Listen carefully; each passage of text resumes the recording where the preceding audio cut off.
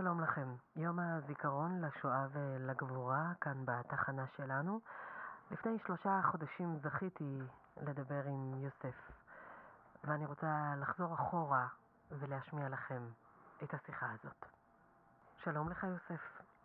שלום אדר. מה שלומך? יהיה בסדר, בעזרת השם.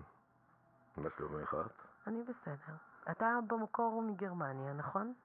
כן, אני נולדתי בגרמניה. בשנת 38 הגרמנים גירשו אותנו לפולין.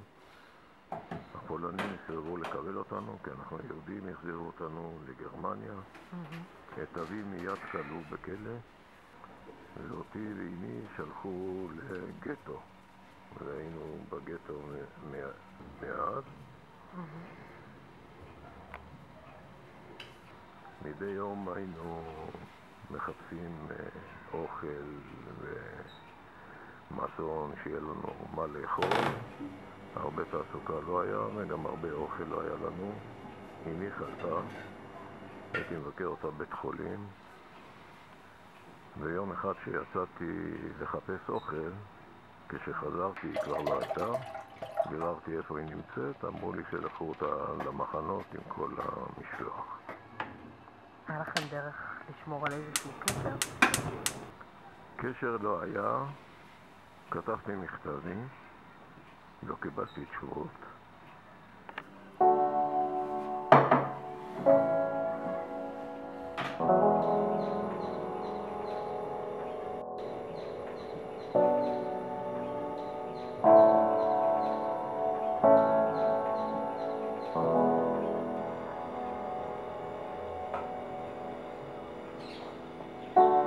There's a house built out of stone, full of floors, walls, and window cells, tables and chairs warmed by all of the dust. This is a place where I don't feel אמא יקרה, מה שלומך? קיבלתי את 2 מכתבייך. אני בריא. אין לך עוד כאב בטן? אמא, אני חושב שאת צריכה לחם. אני אלך לבלוק 3. יש לי מספיק לעצמי. אז אל תדאגי בכלל. הלוואי שנהיה שוב ביחד.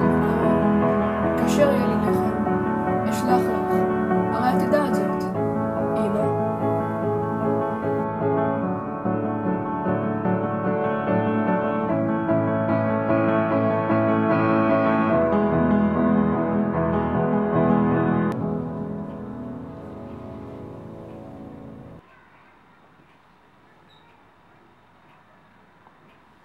בעוד מספר דקות יישמע צפירה בכל רחבי הארץ.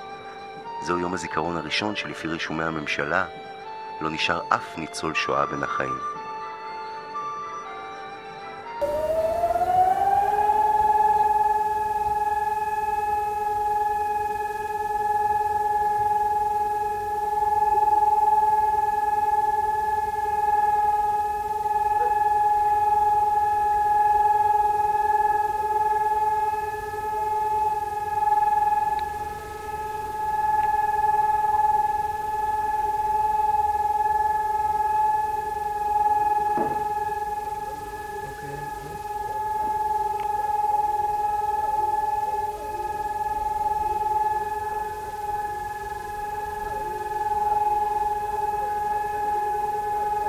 אמא, תסלחי לי.